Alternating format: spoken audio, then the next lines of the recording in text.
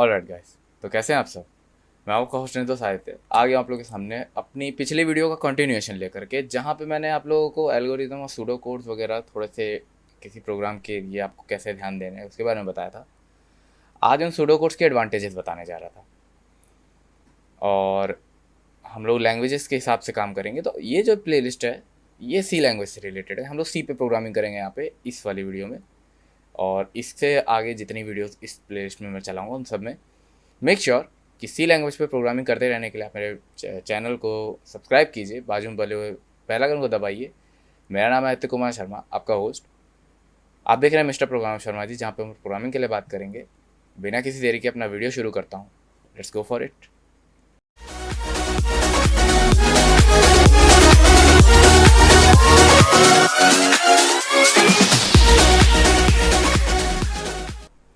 जैसा कि हम लोग बात कर रहे थे कि लैंग्वेज वाइज हम लोग कैसे लेके चलेंगे। जैसे कि आप लोग स्क्रीन पे देख पा रहे होंगे कुछ प्रॉब्लम्स हैं। मैं ज़्यादा इनके बारे में डिस्कस नहीं करूँगा, पिछली वीडियो में मैंने काफ़ी डिस्कस किया था इनके बारे में। पिछले वीडियो का लिंक आपको आई बटन पे भी मिल जाएगा, नीचे डिस्क्रिप्शन में भी दे दूंगा, आप उसको देख लीजिएगा एक बार। आप इन प्रॉब्लम्स के बारे में वहाँ पे मैंने क्या बात की थी वो मैं आपको बता चुका हूँ। पिछली बार में जब मैंने लिया था तो मैंने पहली वाली प्रॉब्लम जो थी इसका एक सूडो कोड डिज़ाइन किया था, सबके सामने बैठ के बनाया था। ये रहा कुछ, ये मैंने बनाया था। इसको थोड़ा सा मैं स्क्रीन के फिटिंग में ले आता हूँ ताकि आपको पूरा दिख सके कि एल्गोरिथम सूडो कोड काम कैसे करता है। ये मैंने बनाया था और ये बताया था कि सूडो कोड्स अगर आपने बना दिए तो प्रोग्राम बड़ी आसानी से बन जाता है। तो बेसिकली मैं आप लोगों को आज प्रोग्राम बना के दिखाता हूँ। और मेरे पास इसके अलावा जो बाकी दोनों प्रॉब्लम्स थी उनके सूडो कोड भी मैंने बना लिए थे, जो कि मैंने होमवर्क में दिए थे आप लोगों के। आप लोग बनाइएगा। आप लोगों ने बनाया तो ठीक, नहीं बनाया तो मैं वीडियो में दिखाऊंगा ही। चलिए अब इन्हीं प्रॉब्लम्स को ले करके हम लोग प्रोग्रामिंग शुरू करते हैं। और मैं प्रोग्रामिंग के लिए वही टूल यूज़ करूँगा जिसके बारे में मैं पहले बता चुका हूँ, विजुअल स्टूडियो कोड। मैं इसीलिए इसको पहले से रेडी करके रखे हुए था कि मुझे आज तो किसी तरह से आप लोग बता रहे हैं। विजुअल स्टूडियो कोड जब आप पहली बार सेटअप करोगे, सब कुछ तैयार कर लोगे, अपने कंपाइलर्स रेडी कर लोगे। कंपाइलर्स कैसे रेडी करने ये भी मैंने बता रखा है अपनी वीडियोस में, ऊपर आई बटन में आपको मिल जाएगा। कंपाइलर्स रेडी करना कंप्यूटर पे अपने और विजुअल स्टूडियो रेडी करना सब कुछ बताया हुआ है। अब मैं आप लोगों को इसमें एक्चुअल काम करना आज बताता हूँ कैसे करना है। तो विजुअल स्टूडियो कोड जब आप खोलेंगे पहली बार तो आपको ये स्क्रीन मिलेगी, सबसे पहली स्क्रीन। एक्सटेंशन वगैरह आपने इंस्टॉल कर लिए होंगे, मैं ये मान के चल रहा हूँ क्योंकि एक्सटेंशन मैंने इंस्टॉल करने बता रखे हैं। आप जाइएगा देखिएगा कैसे एक्सटेंशन इंस्टॉल करने हैं, क्यों करने हैं, सब बताया मैंने वहाँ पे। यहाँ पे हम लोग को अब नया फोल्डर खोलना है। हम एक फोल्डर ओपन करते हैं जहाँ पे हमको काम करना है।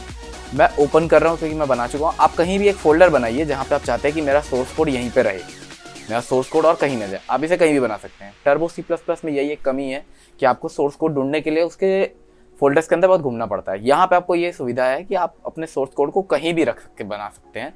आप अपना खुद का फोल्डर बनाइए किसी भी नाम का और उसी में काम कीजिए। मैंने ये प्रोजेक्ट नाम का एक फोल्डर बना रखा है और मैं इस प्रोजेक्ट नाम के फोल्डर के अंदर जाकर के ही काम करने वाला हूँ। तो मैं इस प्रोजेक्ट नाम के फोल्डर पर क्लिक करूँगा। नीचे देखिए यहाँ लिखा है सिलेक्ट फोल्डर, ये देखिए सामने आपके। मैं इस पर क्लिक करूँगा और मेरा फोल्डर ओपन हो जाएगा। यहाँ पे मैं अपना वर्क स्पेस खुद बना सकता हूँ, खुद काम कर सकता हूँ। आपको जैसे भी कोई भी वीडियो हो, कोई भी आप चाहें, जहाँ भी जिस भी लोकेशन पे चाहें आप बना सकते हैं। मैं कोई भी वीडियो होगा तो उसमें मैं इसी तरह से आपको बता दूंगा, जो भी मैं चाहूँगा, जैसे भी मैं करवाना चाहूँगा आपको वैसे मैं बताते चलूँगा। अब यहाँ पे हम लोग अपनी फाइल बनाएंगे। तो यहाँ देखेंगे आप प्रोजेक्ट जहाँ पे लिखा हुआ है, जो कि मेरे फोल्डर का नाम है, उस फोल्डर के नाम के पास आप देखेंगे यहाँ पे 3-4 आइकन्स बने हैं। 4 में से एक है new file, new folder, refresh और कोलैप्स। तो मुझे कोलैप्स और रिफ्रेश से खास लेना देना नहीं है, मुझे काम है न्यू फाइल। न्यू फाइल पे क्लिक करूंगा और मुझे जो भी मेरी फाइल बनानी है मैं बनाऊंगा। मैं अपने सबसे पहला जावा प्रोग्राम लिखने जा रहा हूँ, तो कैलकुलेशन का है। तो सीधे सीधे मैं यहाँ पे लिख देता हूँ सम और सी का प्रोग्राम है ऑब्वियसली, तो एक्सटेंशन होगी सी, sum.c लिख के एंटर कर देते हैं। एंटर करने पर थोड़ी देर के लिए फाइल का नाम गायब होगा, घबराइएगा मत, वो फाइल खुलेगी और नाम भी वापस आ जाएगा। देखिए सबके सामने। अब मुझे वहां से यहाँ पे काम करना है। मैं एक काम करता हूँ, ये जो है इसे मैं यहाँ से कॉपी कर लेता हूँ। अब क्यों ना मैं इसे कॉपी करके यहीं लिख दूँ। इसको यहाँ लिख देने से प्रोग्राम तो नहीं बनेगा मुझे पता है, लेकिन एटलीस्ट यहाँ पे पेस्ट करने के बाद मुझे एक वो मिल जाएगा, आइडियोलॉजी मिल जाएगी कि हाँ मुझे क्या बनाना है। जैसे कि आप देख पा रहे होंगे जब मैंने इसे पेस्ट किया तो सीन कुछ ऐसा दिखाई दे रहा है, बहुत सारे एरर दिखा रहे हैं। तो इस एरर से घबराना नहीं है, बस आपको एक लाइन सिलेक्ट करनी है और उसके आगे डबल स्लैश लगा देना है। इससे ये होगा कि ये जो लाइन होगी ये हो जाएगी कमेंट आउट। ओके, हर लाइन को आप कमेंट आउट करिए, क्योंकि ये सब हम लोग कमेंट्स के तौर पे यूज़ करेंगे। हमें करना क्या है, ये सिर्फ एक आइडिया बनाने के लिए है। सबसे पहली चीज़ जो मैंने वहाँ पे लिखा था वो था स्टार्ट। वहाँ हमने स्टार्ट किया था। जब हम लोग सी लैंग्वेज में प्रोग्राम स्टार्ट करते हैं तो स्टार्ट करने के लिए जो हम लोग सबसे पहली चीज़ करते हैं वो होती है एक हेडर फाइल को इंक्लूड करना। तो मैं बताता हूँ, हेडर फाइल करने के लिए आपको करना है इंक्लूड करिए, एंगल ब्रैकेट लगाइए और इसके अंदर लिखे stdio.h। ये रही आपकी हेडर फाइल जो कि इंक्लूड हो जाएगी। जब ये इंक्लूड होगी तो इसके बाद हमको सबसे पहली चीज़ जो बनानी होती है वो void main, या अगर आप चाहें तो आप इंटीजर में int main भी ले सकते हैं। योर प्रेफरेंस, आपको जैसा सही लगे, आप जैसे कंफर्टेबल हो जाए। मैं एक वेरिएबल फटाक से बनाता हूँ, फट से मैंने कर्ली ब्रेसेस लगा दी। अब मैं चाहता हूँ कि मेरा प्रोग्राम जो मैं यहाँ पे मैंने कमेंट कर रखा है ये मेरा रहे कर्ली ब्रेसेस के अंदर। अच्छा लगता है देखने में और इससे आपको खुद को पता रहेगा कि आप कर क्या रहे हैं प्रोग्राम। तो पूरा सिलेक्ट करके मैं जैसा फॉर्मेट दे देता हूँ। ठीक, अब मेरा ये जो फॉर्मेट है, अभी आप ये जो देख रहे हैं ये वाला, इस एक फॉर्मेट को अच्छे से याद कर लीजिए। क्यों? क्योंकि हर प्रोग्राम में जो भी हम लोग यहाँ बनाने जा रहे हैं उस हर प्रोग्राम में ये फॉर्मेट तो होगा ही होगा। और जब ये फॉर्मेट होगा हमारे सामने, इसी तरह से काम करेगा ऑब्वियसली। तो अब ये फॉर्मेट मेरा हर प्रोग्राम में होगा। इस फॉर्मेट के बारे में बार बार मैं बताऊंगा नहीं, हम लोग कर ये रहे हैं। हेडर फाइल जहाँ पे मेरे सारे फंक्शन सारे बने बनाए रखे हैं उनको दोबारा यूज़ करना है।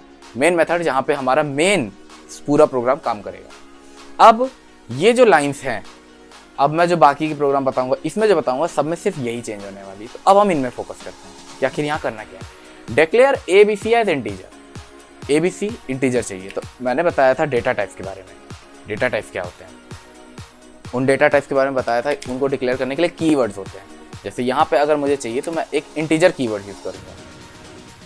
इंटीजर कीवर्ड इंट टाइप की हमारे वेरिएबल को डिक्लेयर करेगा। इंटीजर जहाँ पे हम लोग नंबर सेव करेंगे। ओके, उसके बाद वहाँ पे लिखा हुआ है कौन कौन से चाहिए, A, B एंड C। तो A, B, C and then हमने 3 वेरिएबल्स डिक्लेयर कर लिए A, B एंड C, जो कि ऊपर मैंने लिखे हैं कमेंट करके। अब इसके बाद सेकंड जो है, input the value of variable A and B। अब A और B की वैल्यू चाहिए। सी लैंग्वेज में जब हमें वैल्यू चाहिए होती है तो पहले हमको एक एप्रोप्रिएट मैसेज भी तो देना पड़ेगा ना कि हाँ मुझे एक वैल्यू चाहिए।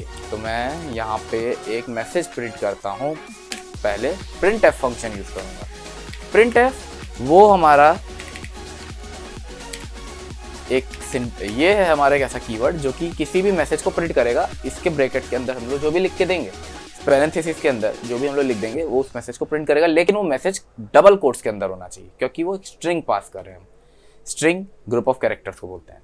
हम एक स्ट्रिंग पास कर रहे हैं और उस स्ट्रिंग को पास करते वक्त यहाँ पे डबल कोट्स लगाने ज़रूरी हैं, तब वो हमारा मैसेज प्रिंट होगा। ये सारी थोड़ी कॉम्प्लेक्स चीज़ें आगे चल के समझ जाएंगे। अभी आपको बस इतना याद रखना है कि जो printf है, इस printf से हमें प्रिंट करना है। और प्रिंट करने के लिए फॉर्मेट ये है कि आप printf लिखिए, पैरेंथेसिस लगाइए, 2 डबल कोट्स लगाइए और उसके बीच में मैसेज लिखिए। तो मुझे चाहिए एंटर 2 नंबर, एंटर 2 नंबर्स। मेरे 2 नंबर्स प्रिंट करेगा। प्रिंट करने के बाद अगर आप चाहें तो यहाँ पे आप ये लिख सकते, ये लगा सकते हैं \n। \n करेगा ये लाइन शिफ्ट कर देगा खट से, सेकंड लाइन पे ले आएगा और सेकंड लाइन पे आप अपनी वैल्यूज चाहे तो डाल सकते हैं। अब वैल्यूज मैंने अभी यहाँ प्रिंट किया है कि मुझे वैल्यूज चाहिए। अभी मैंने ये बताया नहीं कि वैल्यू मुझे प्रिंट कहाँ चाहिए, कहाँ चाहिए वैल्यू, वो बताने के लिए मेरे पास है scanf। scanf एक ऐसा रिजर्व कीवर्ड है जो करेगा ये कि आप जो भी चाहते हैं, जिस भी वेरिएबल में वैल्यू चाहते हैं, उस वेरिएबल का एड्रेस स्पेसिफाई करेंगे और ये रन टाइम पर उस वेरिएबल में वैल्यूज को ले आएगा। अब ऐसा करने के लिए आपको 2 चीज़ें पता होनी चाहिए। पहले इन पैरेंथेसिस के अंदर जो हमें डालना है वो होगा हमारा डबल कोट्स के अंदर एक्सेस स्पेसिफायर। एक्सेस स्पेसिफायर वो सर्टेन कीवर्ड्स होते हैं, सर्टेन हमारे सिंबॉलिक कीवर्ड्स होते हैं, जिनका इस्तेमाल करके हम ये डिनोट करते हैं कि मेरा जो वेरिएबल है जिसमें मैं वैल्यू डालने वाला हूँ वो आखिर किस तरह की वैल्यू को स्टोर करेगा। ऐसे कई सारे हैं, स्क्रीन पे आप देख सकते हैं, आपको दिखाई दे रहा होगा। %d यूज़ करते हैं हम लोग इंटीजर के लिए, %f यूज़ करते हैं फ्लोट के लिए, %c कैरेक्टर के लिए और %b बूलियन के लिए। तो अलग अलग तरह के एक्सेस स्पेसिफायर्स हैं। तो अभी हमको इंटीजर चाहिए। इंटीजर हमने वेरिएबल डिक्लेयर किया, तो इंटीजर वेरिएबल में ही स्टोर करनी है वैल्यू, इसलिए हम लोग यहाँ पे एक्सेस स्पेसिफायर भी यूज़ करेंगे %d का। 2 वेरिएबल्स है तो 2 बार %d, क्योंकि मुझे 2 वेरिएबल्स में चाहिए वैल्यू, है ना। %d।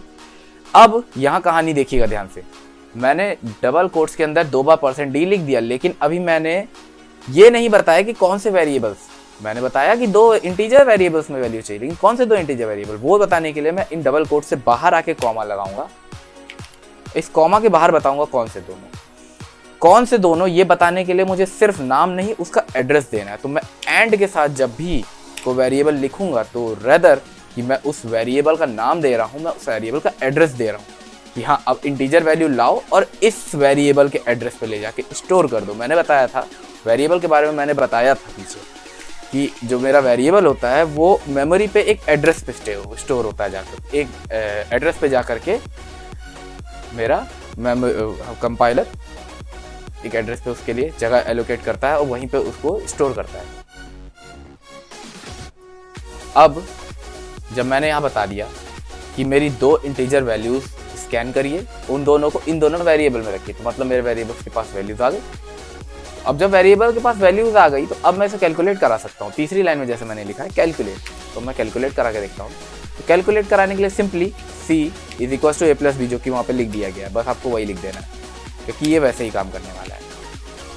एक चीज़ और जो मैंने अभी तक इतनी लाइन लिखी है एक बार भी नहीं बताई, ये जो आखिरी में आप देख रहे हैं ये सेमीकोलन, ये सेमीकोलन हर लाइन के आखिरी में लगाना है। सी लैंग्वेज में हर प्रोग्राम में आपको सेमीकोलन लगाना है हर लाइन पे।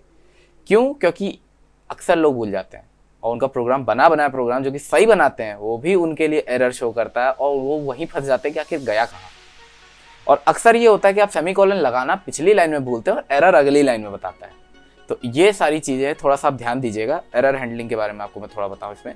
तो अगर आपको एरर्स आ रहे हैं सेमीकोलन से रिलेटेड या बोल दे कि सेमीकोलन नॉट फाउंड, तो आप एक बार चेक कीजिएगा ऊपर वाली लाइन, जहाँ एरर दे उसके ऊपर वाली लाइन चेक कीजिएगा कि वहाँ पे सेमीकोलन आपने लगा रखा है या नहीं। मैंने सी में वैल्यूज़ को कैलकुलेट कर लिया। अब मैं सी को प्रिंट करा देता हूँ सिंपली। तो मैं प्रिंट कराता हूँ प्रिंट एफ, जैसा कि मैं बता चुका। अब यहाँ बात यह है कि मैं एक वेरिएबल के अंदर की वैल्यू प्रिंट कराने जा रहा हूँ। तो अगर मैं चाहूँ तो मैं यहाँ पे सिंपली बस वेरिएबल का नाम लिख दूँ और वो प्रिंट हो जाना चाहिए, है ना। हो सकता है लेकिन यहाँ पॉसिबल नहीं है, इस लैंग्वेज में पॉसिबल नहीं।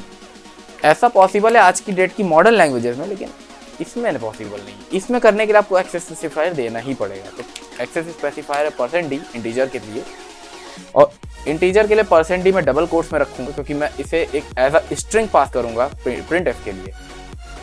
जो होगा अब होगा यहाँ पे ये ऐसा कुछ कि मैं printf लिखा हूँ तो मेरा प्रिंट करेगा। मैंने डबल कोट्स के अंदर %d लगा रखा है, मतलब वो जो %d होगा वो ना प्रिंट होकर के वो ढूंढेगा एक इंटीजर को कि मैं उसकी जगह पे एक इंटीजर वैल्यू को प्रिंट करूँ। और वो इंटीजर वैल्यू मैंने यहाँ दे दी है कॉमा लगा करके डबल कोट्स के बाहर। डबल कोट्स के बाहर आप कॉमा लगा के जो भी चीज़ें देंगे उनको वो एज अ वेरिएबल ही ट्रीट करेगा, उसको वो स्ट्रिंग के तौर पर ट्रीट नहीं करेगा। वेरिएबल दे दिया, %d की जगह पे उसे रखेगा और उसी चीज़ को प्रिंट कर देगा। अभी तक तो मेरा प्रोग्राम बिल्कुल सही लग रहा है। एक बार इसे चेक करें, चेक करते हैं। चेक करने के लिए ये रहा मेरा रन का आइकन, या फिर Ctrl+Shift और N दबा सकते हैं। मैं यहाँ पे सिर्फ और सिर्फ रन का आइकन इस्तेमाल करूँगा। जब मैं रन करूँगा तो नीचे आउटपुट की विंडो आप देख सकते हैं, ये रही यहाँ पे, और यहाँ पे मेरा आउटपुट शो हो जाना चाहिए। जैसा कि मैं बता चुका हूँ पिछली बार जब मैंने विजुअल स्टूडियो को सेट किया था तो उस वक्त भी मैंने ये प्रोग्राम्स बना के दिखाए थे, और उस वक्त भी मैंने आउटपुट कैसे चेक करना है ये मैंने बताया था। तो वैसे ही यहाँ पे फिर से वही होने वाला है। देखिए यहाँ पे जो लिख के आया उससे घबराइएगा मत, वो मेरे कंपाइलर्स के लिए कुछ आर्ग्यूमेंट्स पास हो रहे हैं और कुछ नहीं। एक चीज़ वहाँ पे जो आप देख रहे हैं कि वहाँ पे कुछ हरी लाइंस बन रही हैं, वो जो कमेंट्स हैं वो तो मेरा कंपाइलर छुएगा ही नहीं, वो कमेंट्स हैं, वो सिर्फ और सिर्फ आपको ये बता रहे कि आप कर क्या रहे हैं और कुछ नहीं। अभी तो देखने में थोड़ा खिचड़ी लग रहा है, लेकिन कभी किसी प्रोग्रामर की नज़र से आप देखेंगे ना तो आपको लगेगा कि कितना नीटली ये लिखा गया है। क्यों? क्योंकि आपने हर लाइन के बाद आपने ये ज़रूर बताया है कि अगली लाइन में आप करने क्या वाले हैं। ये बहुत एक समझ सकते हैं कि बहुत काम की चीज़ है। ये मेरा कंपाइलर में थोड़ा टाइम ले रहा है, हो सकता है कुछ वजह हो, तो इसे होने देते हैं। जब तक ये हो रहा है तब तक मैं इसी तरह से बाकी दोनों प्रोग्राम्स को भी लिख के दिखाता हूँ और आपको जस्ट तुरंत आपको शो करता हूँ कि वो प्रोग्राम्स लिखने के बाद आखिर क्या बनने वाला है, उसमें क्या हो रहा है एक्सप्लेन करूँगा। कुछ एक्स्ट्रा नहीं है, सब कुछ यही सब है, यही सारा कैलकुलेशन का पार्ट, यही सारा डिक्लेरेशन का पार्ट, यही सब कुछ है, कुछ अलग नहीं है। तो उनको बस मैं बनाता हूँ, बना करके आपको शो करता हूँ। सो गाइस, जैसा कि मैं बता रहा था, मैंने ये वाला प्रोग्राम जो है ये कंप्लीट कर लिया था, इसे मैं रन करने वाला था और इसके बाद मैं थोड़ी देर का ब्रेक लेके गया था। अभी थोड़ा कुछ काम था मुझे, वो काम मैंने कंप्लीट किया। उसके बाद मैंने ये किया कि मैंने बाकी जो दोनों मैंने प्रोग्राम वहाँ पे दिखाए थे उनके भी सूडो कोड्स को कॉपी करके उन्हीं सूडो कोड्स के अकॉर्डिंग प्रोग्राम पूरा लिख लिया यहाँ पे, जैसा कि मैं दिखा रहा हूँ आपको स्क्रीन पे, आप इसे देख सकते हैं। और मैं इसी का सूडो कोड अगर मैं चाहूँगा मेरे से हो पाएगा तो मैं इसको सूडो कोड और सोर्स कोड दोनों एक बार डिस्क्रिप्शन में डाल दूंगा, आप एक बार उसको अपने से डाउनलोड करके चाहेंगे तो रीड कर लीजिएगा। वैसे तो इतना कोई खास प्रोग्राम है नहीं, तो सूडो कोड और सोर्स कोड देखने की कोई खास ज़रूरत नहीं है। आप वीडियो पॉज करके भी पढ़ लेंगे तो आपको समझ में आएगा कि मैंने क्या किया। फिर भी मैं एक बार समझा देता हूँ मैंने क्या किया। जैसे कि मैंने वहाँ पर लिखा था, डिक्लेयर स्ट्रिंग या group of characters to store name. C language में स्ट्रिंग नाम का कोई वेरिएबल नहीं होता है, और लैंग्वेजेस में होता है लेकिन इसमें नहीं होता, तो इसमें हमें कैरेक्टर का ग्रुप लेना पड़ेगा। तो मैंने कैरेक्टर का ग्रुप जिस भी वेरिएबल का नाम लेना था उस वेरिएबल के नाम के साथ जो भी उसकी लेंथ देनी थी वो मैंने दे दिया। अब ये ऑप्शनल है और ये आगे चल के हम पढ़ेंगे कि यहाँ पे मैंने आखिर ये जो डिक्लेयर किया ये आखिर है, आगे चल के हम लोग इसके बारे में बात करेंगे। अभी जो हम लोग चल रहा है उसको चलने देते हैं। अभी मुझे बस नाम यहाँ पे प्रिंट कराना था, इसलिए मैंने वेरिएबल ले लिया। उसके बाद मुझे यहाँ पे 5 डबल वेरिएबल्स चाहिए थे, जहाँ पे मैं मार्क्स लेना वाला था, मैंने ले लिए यहाँ पे डबल, और उसके बाद 5 वेरिएबल्स के नाम। 2 वेरिएबल लेने थे जहाँ पे मुझे टोटल मार्क्स और परसेंटेज लेना था, मैंने यहाँ पे ये दोनों भी ले लिया। अब सबकी वैल्यूज लेनी थी बारी बारी। पहले तो मैंने यहाँ पे नाम ले लिया। %s वो एक्सेस स्पेसिफायर है जिससे मैं स्ट्रिंग वैल्यू को किसी वेरिएबल में स्टोर करा सकता हूँ।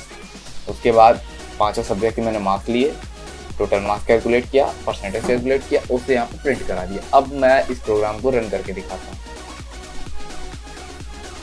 नीचे जब मैं रन करूँगा, यहाँ पे रन पे क्लिक करूँगा, तो यहाँ आप टर्मिनल पे चेक करेंगे तो आपका प्रोग्राम ऑटोमेटिक रन हो जाएगा। ये देखिए रन होने लग गया। अब बात ये थी कि ये आउटपुट की विंडो में चलना चाहिए था, टर्मिनल में क्यों चल रहा है? टर्मिनल में इसलिए चल रहा है क्योंकि कुछ दिक्कत वजह से मेरा आउटपुट का विंडो लैग कर रहा है, वो काम नहीं कर रहा, तो मैंने उससे अभी के लिए आउटपुट को ट्रांसफर करके टर्मिनल पे कर लिया है। अगर आपको आउटपुट के विंडो में चलता है तो उसका कोई हर्जा नहीं है, बिल्कुल सही है, वहाँ पे भी चलना चाहिए, वहाँ कोई दिक्कत नहीं। जैसे मेरा नाम आप जानते ही हैं क्या है, मेरा नाम आदित्य मेरा नाम, और मैं 5 सब्जेक्ट में मार्क्स लिखता हूँ। बड़ा चढ़ा के नहीं बोल रहा हूँ, लेकिन मैं बस ऑप्शनल चीज़ें डाल रहा हूँ। अगर ये मैं सही हूँ तो मेरा नाम के साथ साथ 98% प्रिंट होना चाहिए, है ना? That's it. आप देख सकते हैं मेरा नाम प्रिंट हुआ, मेरे मार्क्स टोटल मार्क्स भी प्रिंट हुआ है और परसेंटेज भी प्रिंट हो गया। इसी तरह से मेरा प्रोग्राम बिल्कुल पूरी तरह से काम कर रहा है, देख सकते हैं आप सबके सामने ही है। इस तरह से मैं सैलरी वाला प्रोग्राम जो बता रहा था, सैलरी लेनी है, DA HRA सब कैलकुलेट करना है और प्रिंट करना है। वही सेम चीज़, बेसिक सैलरी के लिए एक integer variable, HRA DA PF के लिए मेरे वेरिएबल्स जो हैं वो रहेंगे डबल में, इसलिए क्योंकि परसेंटेज निकालनी है। कोई भरोसा नहीं कि अगर आपने न्यूमेरिक वैल्यू डाली और वो डेसिमल वैल्यू निकल गई तो उसको हैंडल करने के लिए हमारा डबल वेरिएबल यूज होता है, मैंने बताया था पीछे। उसके बाद पहले तो मैंने सैलरी इनपुट कराई, उसके बाद मैंने HRA कैलकुलेट किया, DA कैलकुलेट किया, PF कैलकुलेट किया, उसके बाद टोटल सैलरी कैलकुलेट की और फाइनली सारी वैल्यू को प्रिंट कर दिया एक्सेस स्पेसिफायर यूज़ करके। ज़्यादा टाइम नहीं वेस्ट करूँगा, इन चीज़ों को समझाने को फ़ायदा नहीं। आप स्टेटमेंट पढ़ेंगे आपको समझ में आएगा कि ये ऐसे ही स्टेटमेंट्स है जो हम लोग मैथमेटिकल इंडक्शंस में यूज़ करा करते थे वेरिएबल्स का इस्तेमाल करके। और मैंने जैसे कि पहले ही बता रखा है कि मैथमेटिकल इंडक्शन का बहुत ज़्यादा लॉजिक यहाँ पे लगता है, तो अगर हो सके तो आप उस चीज़ में पकड़ बनाइएगा, आपको ये सारी चीज़ें समझ में बिल्कुल आएंगी। जो मेरा प्रोग्राम सबसे शुरू में बनाया था सम ऑफ नंबर्स वाला, वो भी सेम टू सेम इसी तरह से काम करेगा। देखिए मैं दिखाता हूँ आपको। मैंने इस प्रोग्राम को रन किया और ये यहाँ पे मुझसे तुरंत नंबर मांगना चाहिए कि मुझे 2 नंबर दो। मैं लिख देता हूँ 11, 2 बार 11,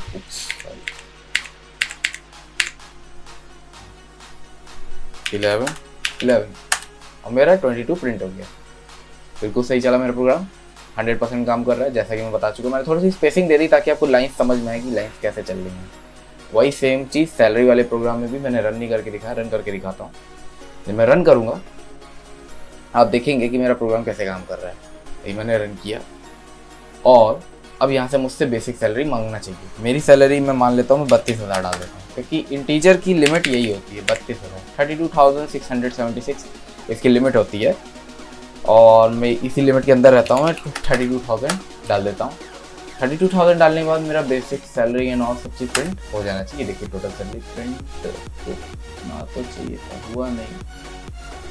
पिछले एरर के बाद there is an update. Problem ये थी कि मैंने ध्यान नहीं दिया, मैंने ऊपर इंटीजर टाइप का वेरिएबल लिया था और नीचे उसे डबल टाइप के वेरिएबल में यूज़ करने की कोशिश की थी। जैसा कि मैं पिछली वीडियो में बता चुका हूँ कि मैं डायरेक्टली किसी एक वेरिएबल की वैल्यू को दूसरे वेरिएबल में डिक्लेयर नहीं कर सकता। कुछ लैंग्वेजेस में ऐसा पॉसिबल नहीं होता है, जैसे कि ये है, ये मेरी सी लैंग्वेज है, ये थोड़ा सा इम्परेटिव टाइप का अप्रोच लेके चलती है। यहाँ पे ये चीज़ पॉसिबल नहीं हो पाती। जावा में होता तो शायद जावा के अंदर कुछ एरर हैंडलिंग सॉल्यूशन होते हैं कि वो कर लेता है, यहाँ नहीं हो पाया। तो मैंने वहाँ पे बताया था कि जब हमें इम्प्लिसिट टाइप ऑफ कन्वर्जन करना होता है तो डायरेक्ट हो जाता है, एक्सप्लिसिट करने के लिए हमें कीवर्ड लगाने पड़ते हैं। तो मैंने वही कीवर्ड अभी यहाँ पे डाले हैं और कीवर्ड्स डालने के बाद मेरा प्रोग्राम अब मैं ज़्यादा सा रन करके देखने वाला हूँ। अभी मैंने चेक नहीं किया, मैं सबके सामने चलाने वाला था, इसीलिए मैं चलाने जा रहा हूँ। सो गाइस, जैसा कि आप लोग देख सकते हैं मेरा प्रोग्राम रन कर रहा है पूरी तरह से और काफ़ी कुछ दिक्कतें हैं मेरे कंप्यूटर के साथ। तो प्रोग्राम बार बार मैं रन कर रहा हूँ और वो मैं रिकॉर्ड नहीं कर पा रहा हूँ, तो अभी मैं इसको यहाँ पे रोक देता हूँ, मैं नहीं करूँगा। कुछ प्रॉब्लम्स हैं, अब क्या बताऊँ मैं, मेरे को काफ़ी बुरा लगा इस चीज़ जान के। खैर, ऐसी प्रॉब्लम्स आ रही हैं, क्यों आ रही हैं, मैं इस चीज़ को ज़रूर से फिक्स करने की कोशिश करूँगा। अभी के लिए मैं यहाँ पे ख़त्म करता हूँ। मेक श्योर कि आप मेरे चैनल सब्सक्राइब करे रहिए, ताकि अब जब मैं इस टॉपिक्स को शुरू कर ही चुका हूँ तो अब इन टॉपिक्स को मैं लगातार आगे लेते चलूँगा। अभी हम लोग सिंपल कीवर्ड्स और ऑपरेटर्स के बारे में जान रहे थे, अब कंडीशनल ऑपरेटर, लॉजिकल ऑपरेटर्स, इनके बारे में अगली वीडियो में जानेंगे। उन्हीं से रिलेटेड क्वेश्चन को हम लोग अटेम्प्ट करेंगे। और मेक श्योर कि मेरे चैनल को आप सब्सक्राइब कीजिएगा, बाद में बने हुए बेल आइकन को दबाना मत भूलिएगा। मेरा नाम है आदित्य कुमार शर्मा, आप देख रहे हैं मिस्टर प्रोग्रामर शर्मा जी, जहाँ पे हम लोग प्रोग्रामिंग के बारे में बात करते रहेंगे। इस तरह से मिलता हूँ आपसे अगले वीडियो में, तब तक के लिए।